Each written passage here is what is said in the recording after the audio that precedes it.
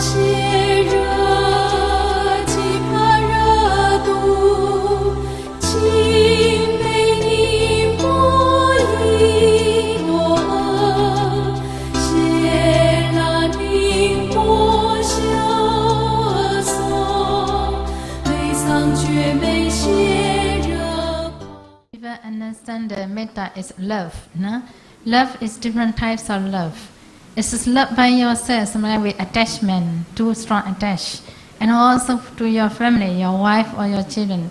It's just, different kinds of love. Universal love means very peaceful love with relative concentration mind. So when you practice, you really feel the kind of peaceful feeling and cooling feeling in your heart base by concentration. So when you practice by concentration, you don't have strong attachment on that object. Our intention, pure intention to really want them to get free from danger, that intention makes you the power and the peace from that intention. So how we love to our wife or children, the kind of attachment and universal metta is a little bit different. Not a little bit, much more different. Because the family love, sometimes you get very strong attachment, you get a lot of unhappy feeling from that sometimes because of too attached. But universal love is with peaceful feeling, with concentration love. So who practice meditation, only you really feel it. After that, we practice for the and it's respectable person, kind of person. Okay, there is also another type 4 ways. Another one is we can practice a neutral person. Number 4 is an enemy person. So we will practice in this way, sentimental to everybody. And in the end, after 2-3 days of practice, you will feel equal feeling to the other object with concentration mind. So you get a concentration mind, you don't feel up and down. Even enemy, because of practice, you feel okay. Sorry. Sorry. Jadi metta itu kan cinta kasih, tetapi cinta kasih itu ada berbagai macam. Ada cinta kepada diri kita sendiri, cinta kasih pada keluarga kita, istri kita atau anak-anak kita. Cinta kepada diri sendiri, kepada keluarga ataupun kepada anak-anak itu pada umumnya dilandasi oleh keterikatan, kemelekatan. Metta itu adalah cinta kasih universal. Cinta kasih universal itu dilandasi oleh konsentrasi, batin yang berkonsentrasi sehingga sifatnya itu tenang dan nyaman ya, adem gitu. Jadi kita merasa tenang, kita merasa sangat nyaman. Itu adalah hasil dari konsentrasi. Metta ini, cinta kasih yang universal ini tidak mempunyai sifat kemelekatan yang kuat sehingga kemelekatan yang kuat terhadap objeknya sehingga dia bisa merasa tenang, bisa merasa damai. Jadi ketika kita mengharapkan seseorang itu terbebas dari bahaya, kita akan merasakan ketenangan ya, kita akan merasa sangat tenang, sangat damai. Itu adalah kekuatan dari metta. Berbeda dengan cinta terhadap istri atau cinta terhadap anak-anak kita, karena pada dasarnya ada kemelekatan sehingga kadang-kadang timbul perasaan tidak senang karena kemelekatan yang kuat itu. Jadi ini berbeda dengan metta yang universal. Metta yang universal itu sifatnya tenang dan itu dilandasi oleh batin yang berkonsentrasi. Kemudian tadi kan pertama-tama kita mulai dari memancarkan metta kepada diri kita sendiri. Setelah itu yang eksternal kepada orang yang kita hormati, juga 4 cara yang tadi. Setelah itu baru kepada orang yang bersifat netral, kemudian baru kepada musuh kita. Kepada musuh kita ya. Jadi setelah kita memancarkan metta kepada setiap orang selama 2-3 hari, kita akan merasakan bahwa batin kita itu berubah. Kita merasakan cinta yang sama kepada setiap makhluk berkat dengan adanya batin yang berkonsentrasi. Jadi karena batin yang mempunyai konsentrasi ini, batin kita itu tidak naik turun. Bahkan kepada musuh kita pun kita bisa merasakan metta. Sometimes for the enemy, a bit difficult to send metta. So enemy is when you think about it, the image appears in your heart, the different is obviously you cannot send directly to the person. So the best reason we need to settle ourselves first. We need to love ourselves. Person is self is making our mind to be very peaceful. Then after that, when you send to the somebody, if the metta really can true, as with concentration, it's very easy. Concentrate on the body in front of you, the person, or just imagine on the person. the person need to appear in your mind, then you send metta heart to heart, you know.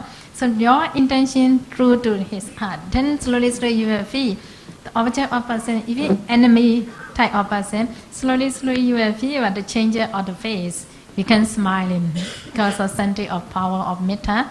It's very important, but we need concentration mind, then only you really feel that kind of energy. And also sometimes you can analyze that. Also sometimes for the enemy person, difficult to send metta, if not equal, you just think that, or everybody is a 32 part of body. 32 part of body. Which part of body you are angry? This is breaking down the body of the enemy, breaking down, and then just look at it. The person hair or straight, body hair, you know, each organ, trying to straight and trying to think which part of body is I'm really angry. You know, that kind of thing also we can contemplate. And also sometimes we need to contemplate about karma also, cause and effect of karma.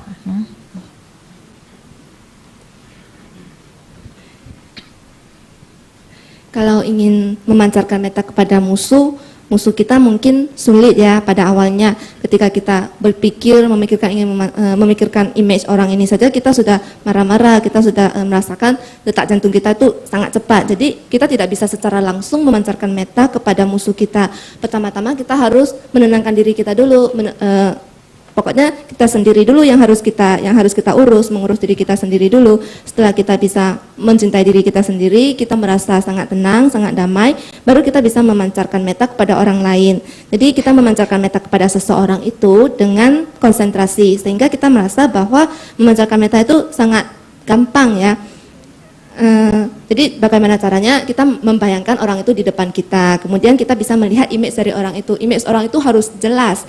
Setelah image orang itu muncul di mata batin kita, kemudian kita memancarkan metta dari hati kita ke hati orang itu. Jadi dari hati ke hati, sehingga kita akan merasa enak, dia juga akan pelan-pelan merasakan metta kita ya. Jadi kalau kita mempunyai konsentrasi, akan sangat gampang memancarkan metta.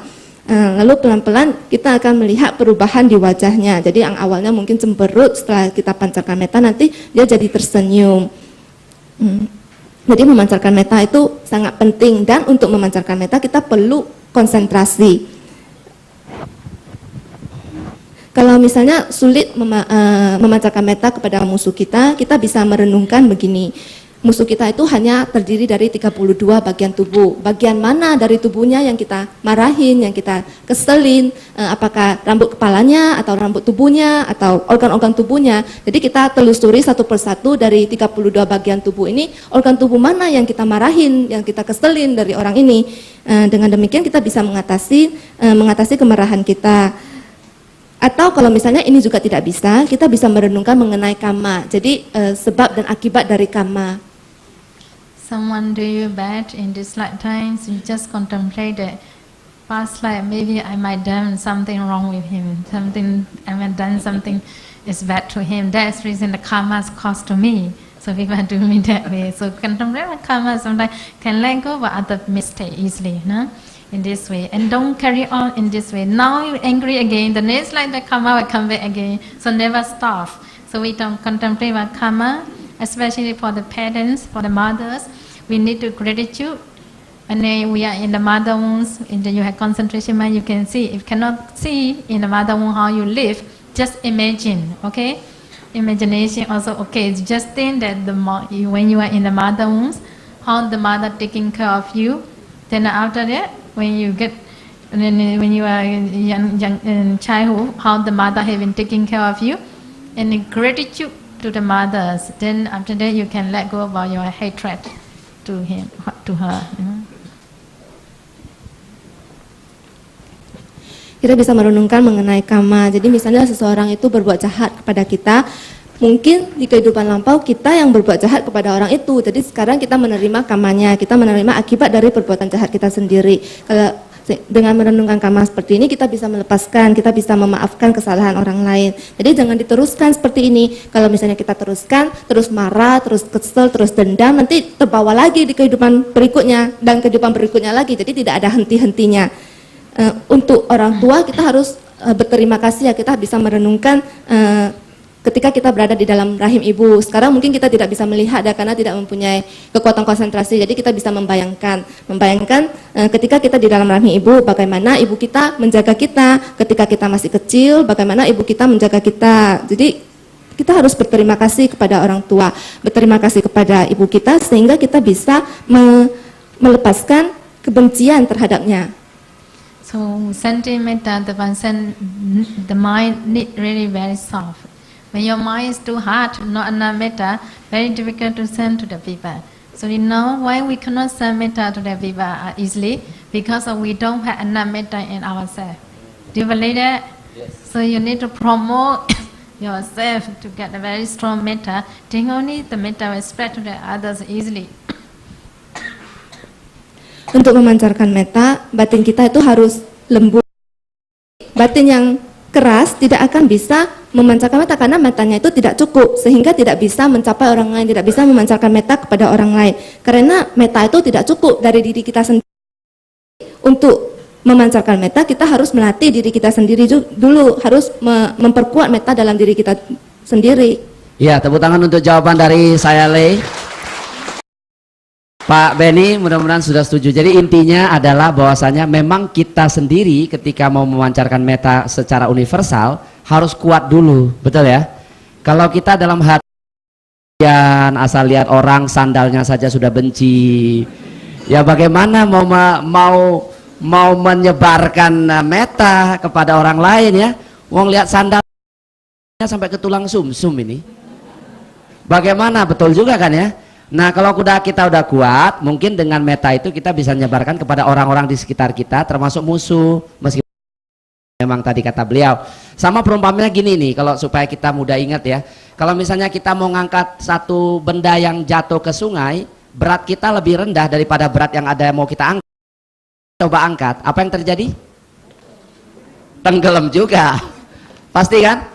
Karena kekuatan kita mau ngangkat dia lebih kecil kan, daripada berat benda yang mau kita angkat ya. Baik, Bapak silakan Pak. Terima kasih. Namo Buddhaya. Saya Satya Wirya. Pak Satya silakan Pak. Ingin menanyakan pada yang mulia saya Le. Ya, praktik dari suatu meditasi samatha. Ya. Bagaimana caranya mengatasi ketakutan dalam meditasi itu saja. Ketakutan misalnya Pak? Rasa ketakutan. Ketakutan dalam bermeditasi. Dalam meditasi. Ketakutannya apa ini? Enggak tahu, perasaan. Oh, ketika mau bermeditasi sudah takut? Bukan. Setelah berjalan beberapa saat, kita sudah memasuki dalam satu konsentrasi, itu ada rasa ketakutan.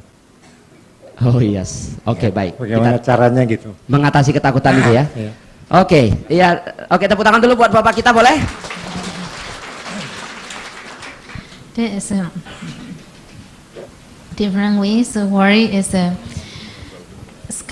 based on the attachment to the worry came from the attachment to yourself or your family related with attachment. The best way of meditation is the beginning, and we trying to do the anapanasati or some kinds of meditation based on the concentration practice. So after you get a concentration, then the mind can be peaceful. So when you get in, before you know that the worry is coming across to you, something will start to get worried, immediately you can change to the object of meditation. So temporary you can let go, temporary you can let go it.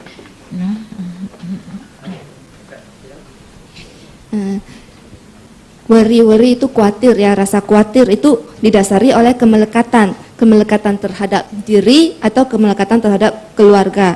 Cara terbaik untuk mengatasi, kita bisa menggunakan objek meditasi, misalnya meditasi pernafasan atau objek yang lain, kemudian kita melatih konsentrasi kita. Ketika batin kita mulai berkonsentrasi, kita akan merasa tenang, merasa damai. Kalau misalnya pada saat itu kecemasan itu timbul, kita bisa mengganti objek sehingga kecemasannya menghilang. Setelah itu kita kembali lagi ke objek utama kita. Sometimes very difficult to get concentrate from meditation when you are worried. So we need to contemplate in different ways. A different way is we need to observe the object why we get worried, from which object.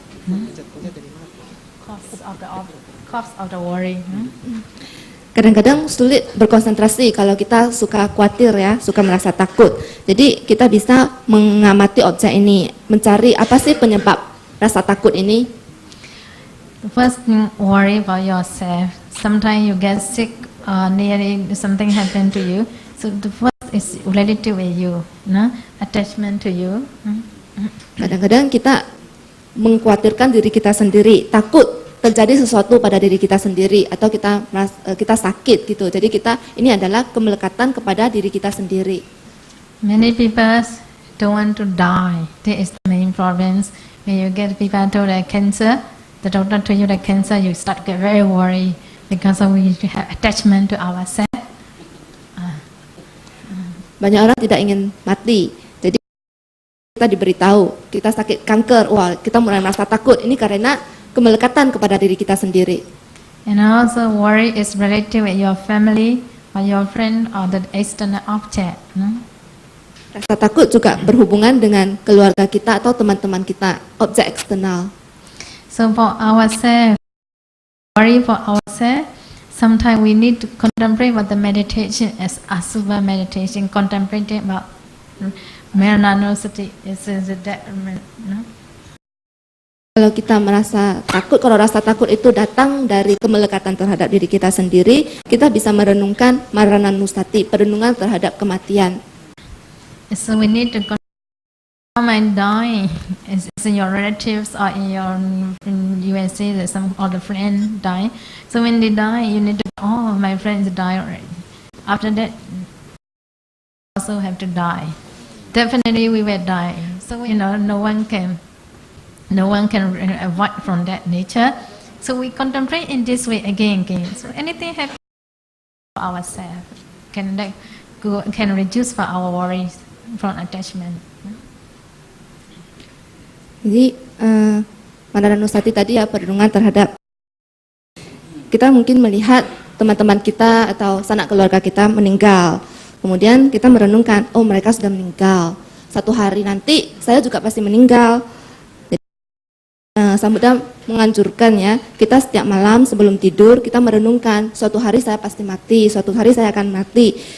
Ini adalah sesuatu yang pasti terjadi. Dengan terus seperti ini kita bisa melepaskan keterikatan kita terhadap diri kita sendiri. Sehingga misalnya sesuatu terjadi, kita bisa menerima. Kita tidak lagi merasa sangat takut seperti orang, karena kita bisa merenungkan, ini adalah sifat yang umum, ini adalah hal yang wajar. Misalnya kita sakit kanker, sakit itu karena kita terlahir kembali, kita pasti akan mengalami sakit, kita pasti akan mengalami penuaan, kita pasti akan meninggal. Jadi dengan merenungkan terus-menerus seperti ini, kita bisa kurangi rasa takut kita. One day we have to die, and also when I die, definitely I had to separate from my beloved or the family. So, you attachment to yourself, or you worry for your family, someone sick in your family, you get worried for them also. So, very good for us to contemplate in this way. So, we know the true thing. I die or they die. Definitely we have to separate. That is the nature. So, we contemplate it in this way. So, slowly we can use to it. This is the way we contemplate in. Suatu hari saya pasti akan meninggal. Kemudian kalau saya meninggal, saya pasti akan terpisah dari keluarga saya. Jadi misalnya kita terikat kepada merasa khawatir terhadap keluarga kita melihat anggota keluarga kita sakit, kita merasa khawatir karena dengan keluarga kita. Jadi kalau kita terus-menerus merenungkan, oh suatu hari saya pasti meninggal, saya pasti akan terpisah dari keluarga kita. Terus-menerus merenungkan seperti ini sehingga kita terbiasa. Ya mungkin saja saya mati duluan atau mereka mati duluan, tapi kita pasti akan berpisah. Ini adalah sesuatu yang alamiah. Ini adalah sesuatu yang pasti terjadi. Terus merenungkan seperti ini, kita akan menjadi terbiasa. Sometimes you might worry about your properties. Property is sometimes this also always cannot be always permanent. All we need to contemplate about impermanence. Today you can be very, very rich because of past karma. Previous life you might done good karma, so you can be very time. So present condition is related with the past cause, then cause and effect. So we get a good, very good condition, and you have, so you might be happy. But sometimes because of there's some accidentally, like a tsunami case or cyclone, like a Bahamas, you know. So anything because of elements condition change immediately. So all the property can be loses. So then when start to lose from you what you have owned, then you will get suffering. A lot of limitation will happen. Because we never think that the thing will be distant from you, maybe it happened to me in this way. So because we never realize before things happen. Every day in this way, all the properties, all impermanence, one day because of different condition, all the condition can change because we contemplate in this way. You are okay. This way we have to meditate. We have to contemplate in this way. Then only better for us. Atau kita mungkin terhadap harta benda kita. Harta benda kita itu tidak permanen, dia pasti akan berubah. Jadi misalnya hari ini kita kaya, ini karena masa lampau, karma baik yang pernah kita lakukan. Keadaan sekarang ini berhubungan dengan sebab di masa lampau, dalam kehidupan yang lampau. Jadi karena karma baik kita, karena penyebab yang baik, sekarang kita yang banyak, sehingga kita merasa gembira. Tetapi keadaan kan mungkin berubah, misalnya terjadi tsunami atau terjadi siklon, misalnya yang baru-baru ini di Burma. Ini menyebabkan harta benda kita itu langsung berubah gitu. Jadi kita mungkin kehilangan semua harta benda kita pada dalam satu saat gitu. Kemudian timbul penderitaan, merasa sangat sedih, merasa sangat menderita, sangat dan banyak ratap tangis. Itu karena kita tidak pernah berpikir bahwa ini adalah sesuatu yang akan terjadi. Jadi kita tidak menyadari bahwa kita tidak menyadarinya sebelum hal itu sesuatu terjadi, kita kaget, kemudian kita bereaksi dengan negatif ya, kemudian kita merasa sangat menderita. Tapi kalau misalnya kita terus-menerus merenungkan bahwa ini adalah sesuatu yang alamiah, sesuatu yang pasti akan terjadi, ketika sesuatu itu terjadi, kita bisa menerimanya, kita bisa merasa oke. Itu. Jadi kita harus terus-menerus bermeditasi dan merenungkan dengan cara seperti ini. When you die, all the properties you have to let go. You can't bring all the property with you. Can you bring your house, your cars to the cemetery? Nobody has space, not enough space. So all have to let go. And so we have to think truly what will happen.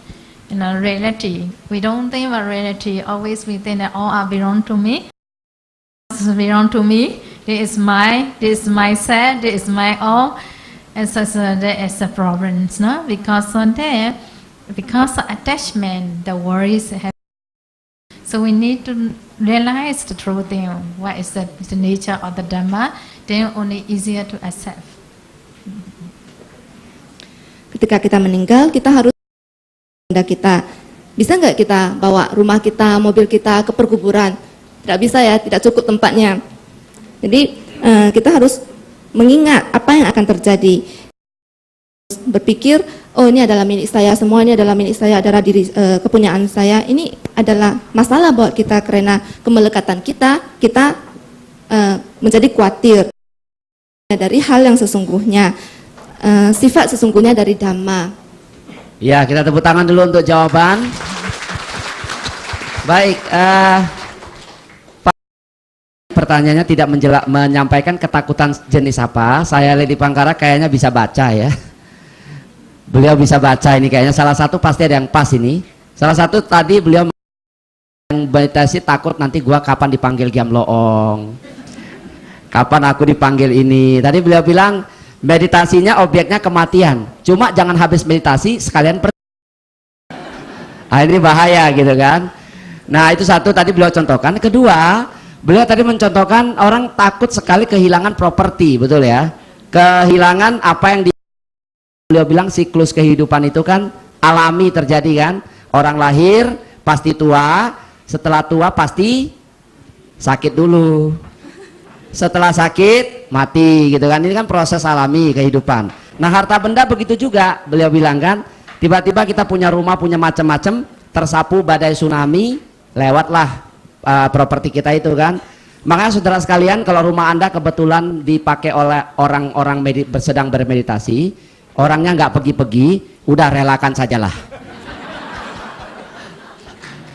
Nah, tepuk tangan boleh kalau ini. Betul ya. Jadi jangan terlalu terikat, karena begitu meninggal kan kita nggak bawa apa-apa katanya. Jadi nanti keluar mobil disenggol orang lain, ucapkan terima kasih sama orang yang menyenggol. Karma burukku sudah berbuat, terima kasih ya. Paling dia bilang ini habis diskusi di Plaza Sentral kok jadi Xi Jinping ya. Iya. Memang itulah ajaran Buddha seperti itu. Kita diajarkan semuanya prosesnya alami saja. Yang sudah terjadi tidak mungkin akan bisa kita kembali lagi ke posisi semula ya. Tetap sudah terjadi, diperbaiki mungkin di masa depan supaya tidak terjadi. Baik, penanya berikutnya. Ada? Kalau tidak ada, ini ada kertas yang pertanyaannya. Ada dua. Saya baca yang satu dulu. Kelihatan satu ini agak ini. Bila kita sering melakukan meditasi, sepertinya kita tidak merasa lapar. Walaupun makannya sedikit, walaupun kita melakukan aktivitas sehari-hari. Luar biasa nih. Makan sedikit, meditasi, tidak merasa lapar katanya. Ya. Pertanyaannya, ini pertanyaannya ini. Apakah hal tersebut karena kita lapar, setelah meditasi maksudnya kita jadi kebal tahan lapar, atau karena apa ini, lalu dari mana energi untuk aktivitas sehari-hari? Maksudnya kan kita jadi tahan lapar, jadi energi kita kerja dari mana? Nah ini pertanyaan agak klinik juga ini memang, tapi kan jadi jelas pertanyaannya ya. Meditasi kita tahan lapar meskipun makanannya sedikit. Pertanyaan penanya ini adalah dari mana energi itu datang sehingga aktivitas sehari-hari. Ini pertanyaan bagus sekali ya. Baik, saya ingatkan lagi mungkin bagi Anda yang tertarik, besok beliau ada latihan berapa hari ya? Berapa? 9 hari. 9 hari ya. 13 sampai 20 Desember. 12 Desember besok sampai tanggal 20 Desember. Anda yang pengen tidak makan-makan, silakan ikuti besok ya, mulai dari besok di Jayamanggala di Gunung Gelis ya. Okay. When we are doing meditation, sometimes we don't feel hungry, so it seems that the hunger is gone. So the question is it the effect of meditation? That's the first question. The second question is, well, although this person, the questioner said, although he or she just eat very little food, but he doesn't feel very hungry and he has a little energy. Where does the little energy come from? Thank you. And then the short answer, that is from the concentration. When you start to get concentration, at the beginning, okay, like Anapanasati, we concentrate on the meditation object or breathing. So after 10 or 20 minutes of concentrating on the breathing, you really feel good with the object of the breathing. You start to feel happy feeling, and also because of that concentration, happy feeling, so you don't feel pain in your body. You feel very light and very comfortable. Jadi jawabnya adalah karena konsentrasi. Misalnya kita menggunakan objek anapanasati. Jadi objek kita itu adalah nafas kita. Setelah kita berkonsentrasi pada nafas selama 10 sampai 20 menit, kita merasa sangat nyaman dengan objek kita sehingga kita merasa gembira. Pada saat itu kita tidak lagi merasa sakit dari tubuh kita. Kemudian kita merasa sangat ringan dan sangat nyaman. So when you feel comfortable, you feel peaceful, you can sit longer because you don't feel pain. 1 hour, 2 hours is very good. Then you get a concentration improve. Forget about your body. You don't feel, especially who enter jhana, first or second jhana, you don't feel body. The body will disappear from you. The mind and the object of meditation. So that's the reason we can control our mind 1 hour, 2 hours, or 1 day, 2 days, sometimes without eating. You want to enjoy with the jhanas or concentration feeling. You don't feel hungry much. You feel comfortable with that meditation. Jadi kalau karena kita merasa sangat nyaman dengan konsentrasi tadi, badan kita sangat ringan dan sangat nyaman, kita bisa duduk dengan lebih lama tanpa merasakan sakit. Jadi konsentrasi kita bisa maju, bisa meningkat, dan kita justru melupakan tubuh kita. Sehingga kita, kalau misalnya kita memasuki jana pertama atau jana kedua, kita sama sekali tidak merasakan tubuh kita. Tubuh kita itu seakan-akan menghilang. Jadi yang ada hanya batin dan objek meditasi kita. Sehingga kita bisa terus-menerus berkonsentrasi selama 1-2 jam, bahkan 1-2 hari tanpa makan, dan kita juga tidak merasa lapar begitu, dan kita merasa sangat nyaman. Concentration piti is same as your food, energy. Jadi piti, kegembiraan dari konsentrasi itu seperti juga makanan. Jadi ini adalah energi. We see in this universe we have 31 planes. The top of the universe we has arupa and rupa jhana brains. No? So who live in a jhana, they don't eat any food. Just stay with absorption for how many years? Many. And sometimes you can see that, and then how many years? Long time is over 30,000 years, 100,000 years. You can stay longer time without eating. That is because of concentration jhana.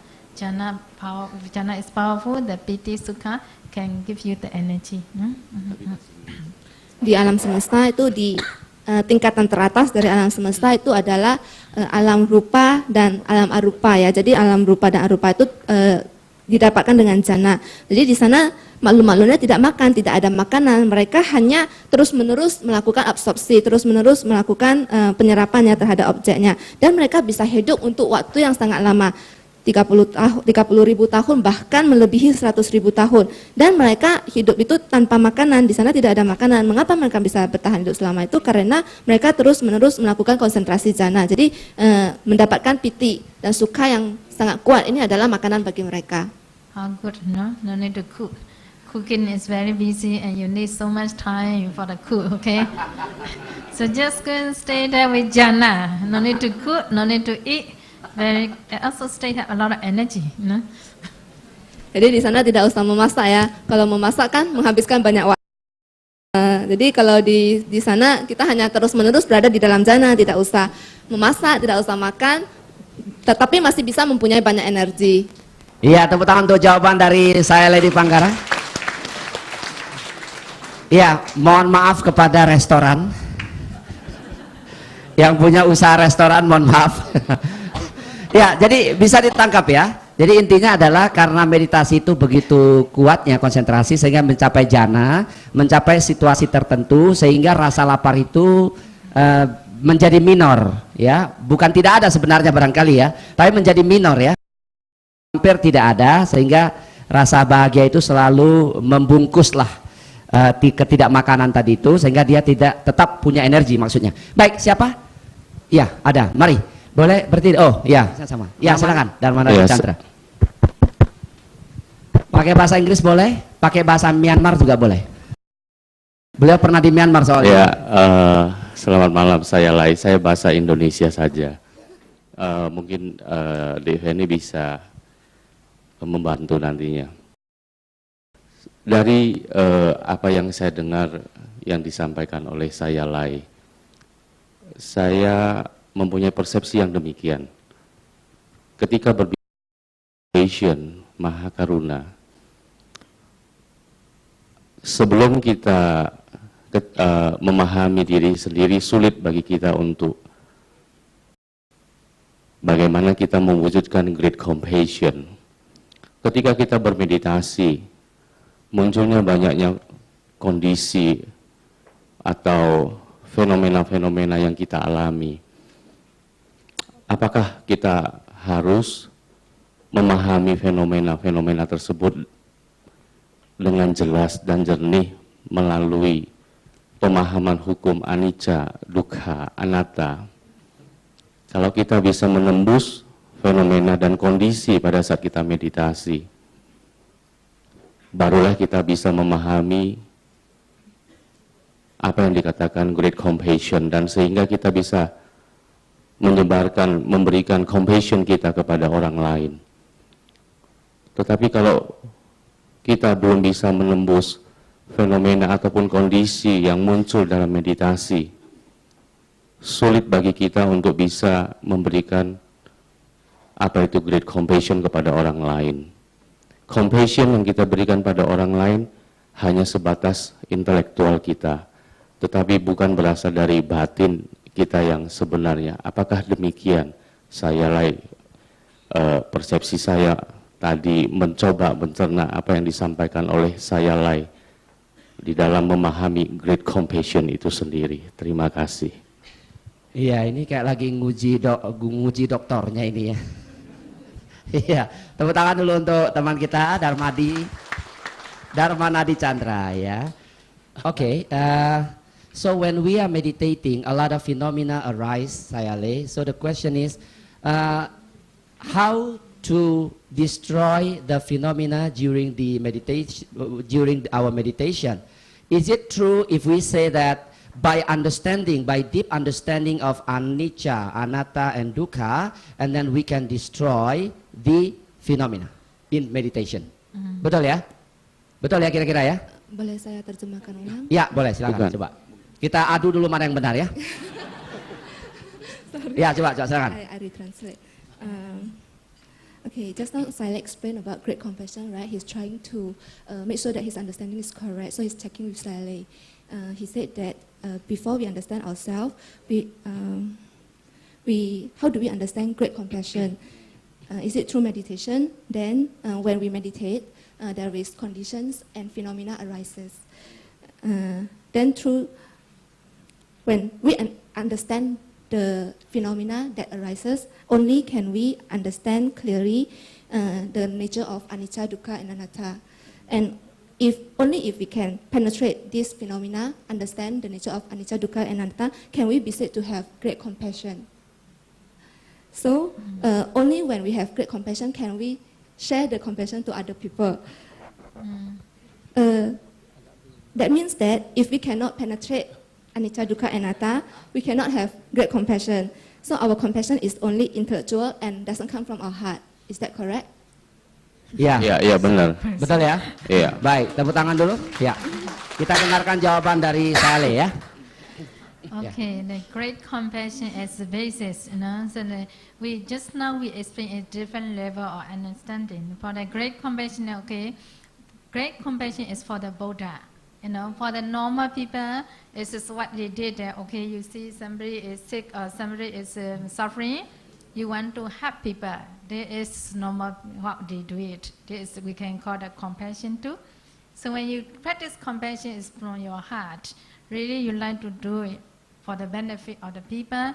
You really want the people is free from suffering. That intention is a meditation. The intention that we call cetana. The cetana is intention. That intention make you good karma. That is for the normal how we practice basis of meditation. Before we understand about nama rupa, that is the normal how we practice. Saya menjelaskan bahwa itu adalah level pengertian yang berbeda. Jadi tadi Sang Buddha, saya menjelaskan mengenai Sang Buddha, bagaimana Sang Buddha mempraktekkan great compassion, cinta kasih yang luar biasa. Untuk orang biasa, misalnya kita melihat orang sakit, orang menderita, kita menolong orang itu juga adalah cinta kasih, itu juga adalah belas kasih, itu juga adalah karuna. Dan ketika kita melakukan itu, kita harus melakukan dari hati kita. Jadi kita senang melakukan sesuatu demi manfaat orang lain sehingga mereka terbebas dari penderitaan. Ini adalah latihan belas kasih. Jadi ini juga adalah meditasi, latihan memancarkan belas kasih. Niat kita itu untuk memancarkan belas kasih ini adalah meditasi, dan niat kita ini menciptakan karma baik. Jadi ini adalah basis ya, landasan dari latihan karuna, belas kasih bagi orang-orang biasa seperti kita. The beginning for the practice, we need to take the object or the person who you want to give you want to give compassion to the person. Sometimes you might see somebody is really poor, nothing to eat. Okay, so you want to give the food for them to get free from suffering or hunger. So then you need to take the image of the person or the beings in your mind. After you get that image, then you really can give. For the meditation, we really send metta, the compassion to the person. I want them to get free from suffering. And that is his intention. I want them to be free from suffering. Again. We're trying to practice in this way, and then you get concentration. So for the compassion, when you meditate for the compassion object, we can practice until third jhana. That is for the meditation. So for the concentration. No? Untuk melatih konsentrasi untuk meditasinya, kalau misalnya kita melihat seseorang itu miskin atau tidak mempunyai makanan, kemudian kita ingin memberi makanan agar orang ini terbebas dari penderitaan. Jadi ketika kita bermeditasi, kita bisa membayangkan image orang ini di dalam batin kita. Kemudian kita pancarkan belas kasih dari hati kita, berharap semoga orang ini terbebas dari penderitaan. Jadi kita terus-menerus mempunyai niat seperti ini, semoga orang ini terbebas dari penderitaan, terus-menerus sampai kita mencapai konsentrasi. Jadi dengan bermeditasi belas kasih seperti ini, kita bisa mencapai jana ketiga.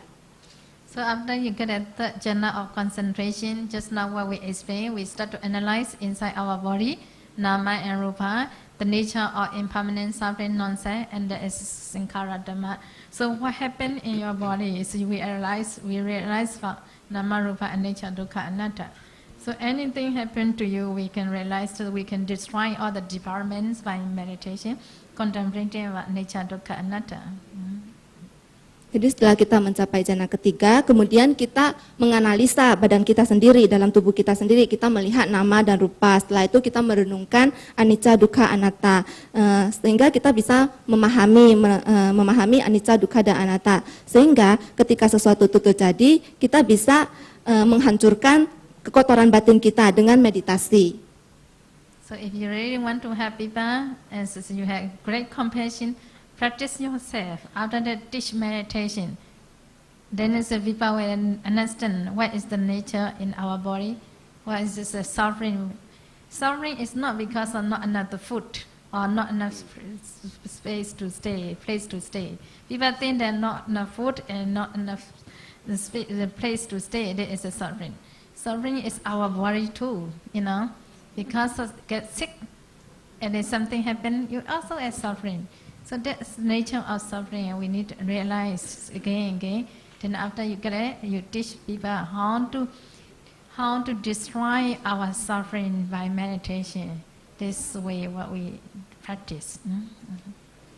Jadi kalau kita ingin menolong orang lain, kita harus melatih diri sendiri dulu. Setelah itu, setelah kita menyadari, kita mengajarkan meditasi sehingga orang-orang itu memahami sifat dari tubuh kita, sifat menderita. Jadi penderitaan itu bukan hanya karena kita tidak mempunyai cukup makanan atau kita tidak mempunyai tempat tinggal. Jadi penderitaan juga bisa datang dari tubuh kita sendiri. Misalnya kita sakit, kemudian kita menderita atau sesuatu terjadi sehingga kita merasa menderita. Jadi kita harus memahami sifat dari penderitaan.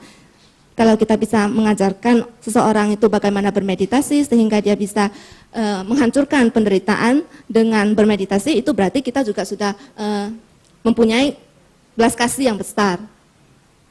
Okay, understand not? Bisa dipahami enggak? Bisa ya. Kalau tidak bisa nanti berdua saja ya. Because, Supaya lebih mendalam.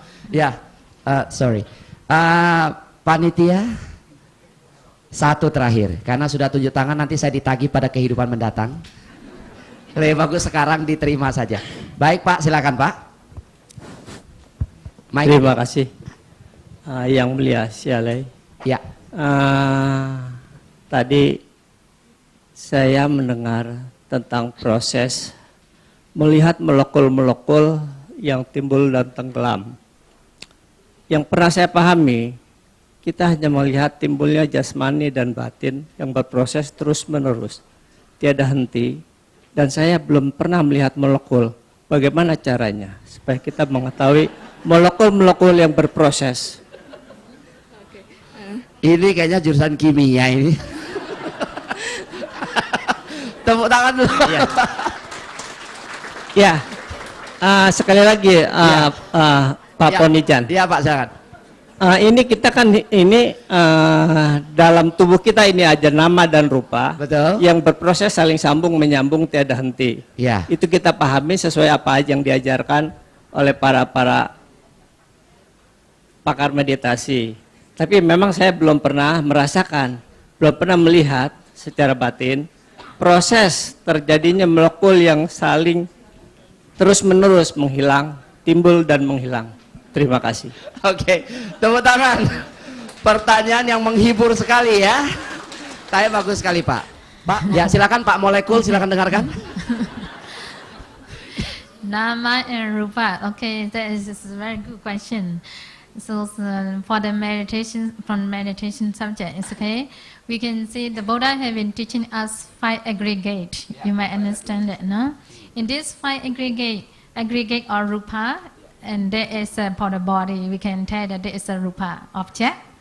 And another one is aggregate of feeling, aggregate of perception, aggregate of metaformation, aggregate of consciousness.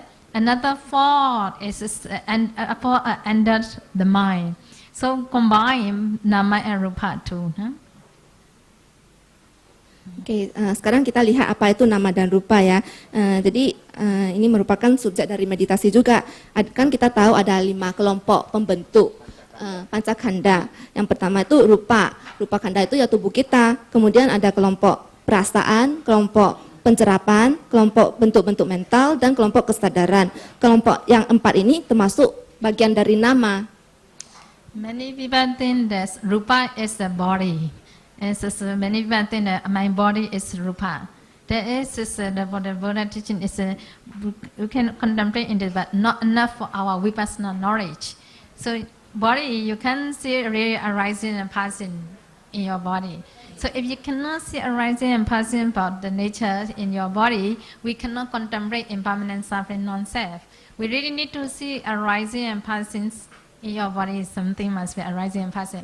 Then only we can contemplate impermanent suffering non-self. Ya, sebentar mungkin untuk menghormati tamu kita yang jauh-jauh datang, barangkali kurang pantas mungkin kalau kita pulang, apalagi sampai menimbulkan bunyi seperti tadi ya. Ya mungkin kita bisa bersabar sebentar karena beliau juga seharusnya tadinya kan kurang sehat ya. Tapi membela ke sini mungkin buat kita yang sudah hadir bisa duduk dengan tenang dulu. Nanti kan inilah penghargaan kita ya. Silakan Feni. Jadi banyak orang berpikir bahwa rupa itu adalah tubuh, tubuh itu adalah rupa. Jadi kalau kita hanya melihat tubuh ini sebagai rupa, kita tidak bisa melakukan vipassana karena tidak gampang melihat tubuh kita ini timbul dan lenyap. Kalau kita tidak bisa melihat timbul dan lenyap, proses yang timbul dan lenyap ini, kita tidak akan bisa melakukan atau merenungkan anicca, dukkha, dan anatta. Hanya kalau misalnya kita bisa melihat proses yang timbul dan lenyap ini, kita bisa melakukan anicca, dukkha, dan anatta. That's the reason we need to break it down in our body. So our body is based on the 6 sense door, eye, ear, nose, tongue, body, and heart base, all joined together. So in the eyes, we need to do 4 elements meditation. So when you concentrate 4 element meditation in your eyes, by concentration, after 4 while, you will see many particles are rising and passing. Same as under the sunshine, how the dust are moving, same as that image. So after 4 while, you will see many particles are rising and passing very, very quickly. So we need concentration mind to focus to that particles, then only we really understand. And so also different types of particles. So each particle we concentrate inside, we can see 8 types of characteristics or 10 kinds of characteristics. So we need concentration mind to break it down. Karena itu kita harus menghancurkan tubuh kita ini sehingga kita melihat di ke-6 pintu indera, mata, telinga, hidung, lidah, tubuh, dan batin. Jadi misalnya di mata kita melakukan meditasi 4 unsur di mata kita, setelah beberapa saat kita akan melihat banyak sekali partikel-partikel kecil yang timbul dan lenyap, seperti partikel debu yang disinari matahari. Jadi kita melihat partikel-partikel itu timbul dan lenyap dengan sangat cepat. Untuk melihat ini kita memerlukan konsentrasi ya, jadi kita perlu berkonsentrasi untuk bisa memfokus. Partikel-partikel ini juga macam-macam jenisnya. Jadi ada yang mempunyai 8 karakteristik, ada juga yang mempunyai 10 karakteristik. So when you can see the particles, then only we can really understand that this we call the ultimate reality. If you can't see the anti-particles, we can't do vipassana. Very difficult. Kalau kita bisa melihat partikel ini partikel-partikel inilah yang disebut kenyataan mutlak. Jadi kalau kita tidak bisa melihat partikel ini, kita tidak bisa melakukan vipassana, sangat sulit. Then we can concentrate on that one particle. This is one particle inside got 8 kind of characteristic, mean element, water, fire, and the wind. The color, the smell, taste, and nutriment. 8 characteristic in one particles. Dalam satu partikel ada 8 karakteristik. Ya, ini yang berkarakteristik 8. Jadi karakteristiknya itu tanah, air, api, angin, kemudian warna, bau, rasa, dan nutrisi. And also in our eyes, not only one kind of particles, we have 4 causes of the particles. Some kinds of particles in the center of your eyes. In the eyes, you can see different color. Some part is white, some in the center is brown. Okay, so in the center of your eyes is mostly caused by the karma. We call it kamaja rupa, caused by the karma. So transparent. That transparent many rupa kalapa in the center.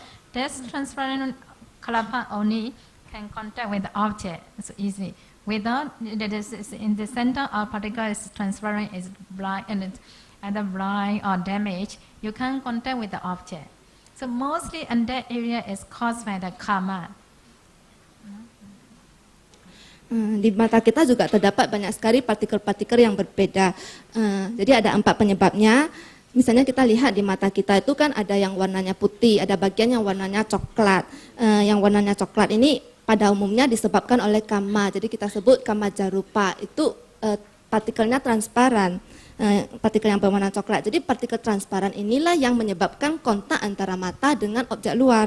Jadi tanpa adanya partikel transparan ini, misalnya kalau partikel transparan ini rusak atau buta, kita tidak akan bisa melihat, kita tidak akan bisa kontak, mata kita tidak akan kontak dengan objek luar.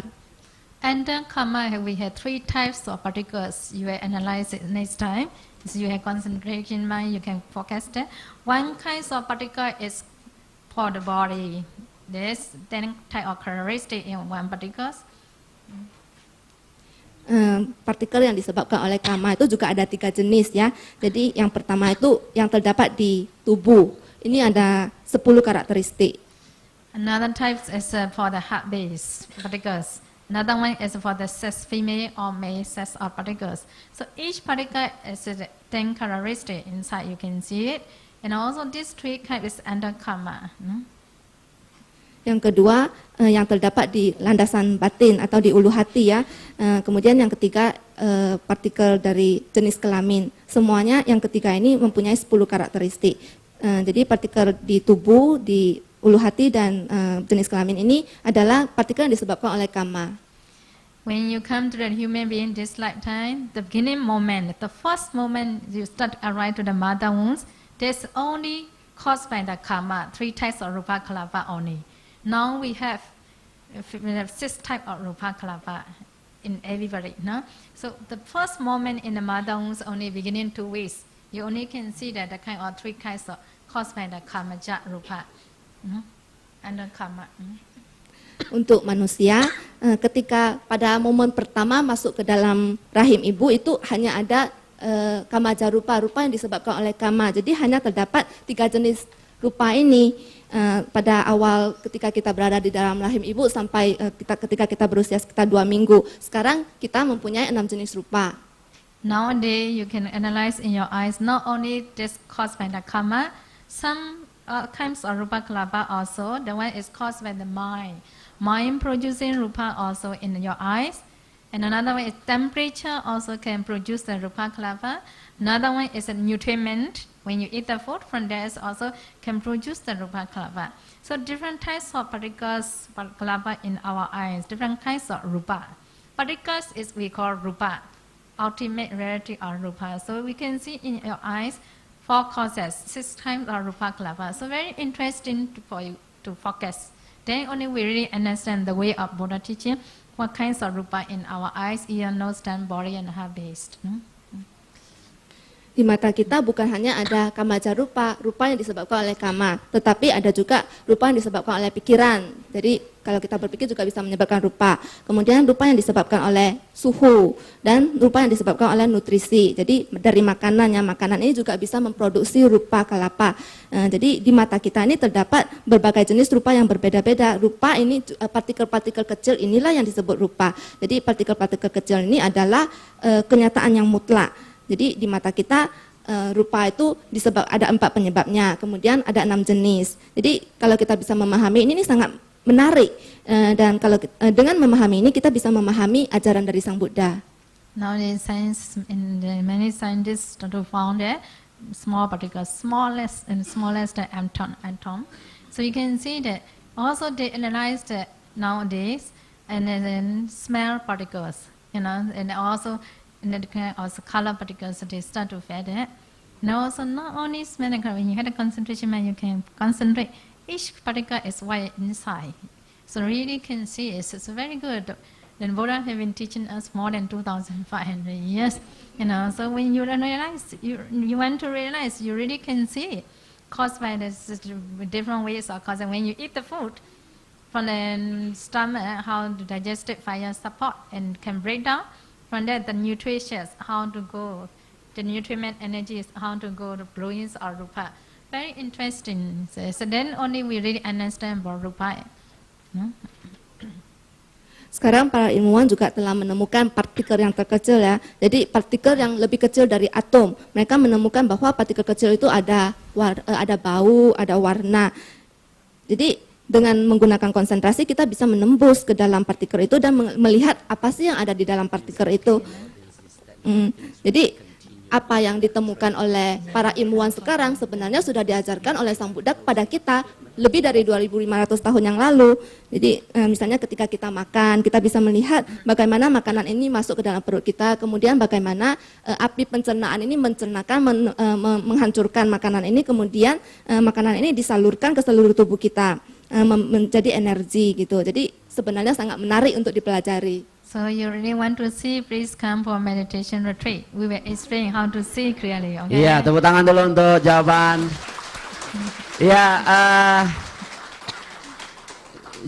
jujur saja, ini tidak terlalu mudah untuk dipahami ya, untuk forum sebesar ini juga. Jadi Pak bukan molekul tadi Pak disebut Pak. Iya, ya jadi saya jadi ikut salah gara-gara Bapak ini. Saya sudah kenal Bapak ini sudah lama ya. Partikel tadi, betul sekali. Nanti Ajahn Brahm salah satu tokoh ya yang belajar di Inggris tadi sudah dibacakan. Itulah sebabnya beliau menjadi agama Buddha. Salah satunya karena beliau menemukan partikel lebih kecil daripada yang dijelaskan oleh dosen fisikanya waktu itu di Inggris ya. Nanti Anda dengarkan langsung beliau tahun depan. Kita sudah 2 kali ya. 28 Februari beliau akan datang. Tolong dicatat di handphone Anda. 28 mudah-mudahan kita masih berusia panjang. Setelah Sincia kita akan dengarkan mudah-mudahan beliau akan bersaksi lagi di masalah partikel yang kecil tadi itu. Beliau tidak temukan dari profesornya di Inggris. Beliau temukan di Abhidhamma Pitaka. Maka dari situ beliau sangat yakin bahwa inilah pilihan saya. Maka umur 23 tahun beliau menjadi seorang biku hutan. Ya, belajar dari Ajahn Chah itu tahun depan. Baik, kita akan dengarkan closing statement dari Yang Mulia Saya Lady Pangkara. Please. Thank you very much for your patience. Okay, so just even you let to doing some blessing too.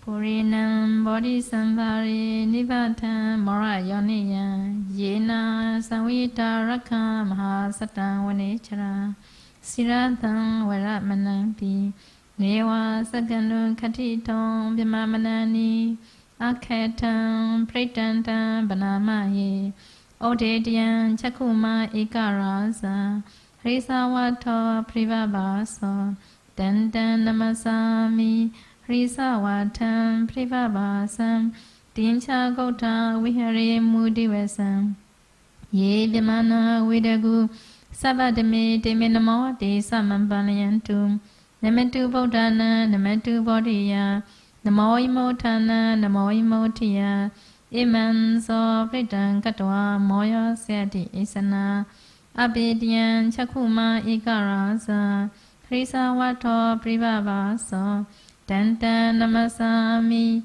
Hrisa Vatam Privabhasa Tincha Gota Vihare Mudivasa Ye Vimana Vidagu Savadame Deme Namo Te Samambalayantu Namatu Bodhana, Namatu Bodhiya, Namo Imotana, Namo Imotiya, Iman so Pritang Katwa Moya Vayasmin Kabarim, May all of you be free from dangers, free from mental suffering, free from physical suffering.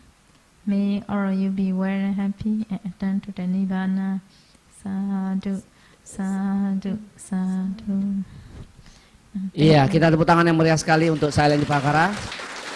On behalf of committee, we would like to convey our deep gratitude to Sayale. Thank you very much. Wish you better tomorrow in your 10-day retreat in Gunung Gelis ya, in Gunung Gelis. Oke, sekali lagi tepuk tangan untuk Sayale Dipakara dan tepuk tangan juga buat Fanny atas terjemahannya. Terima kasih banyak. Semoga bagi Anda yang tidak berkesempatan hadir di sesi-sesi sebelumnya, VCD DVD sudah tersedia lengkap. Mungkin Anda bisa beli.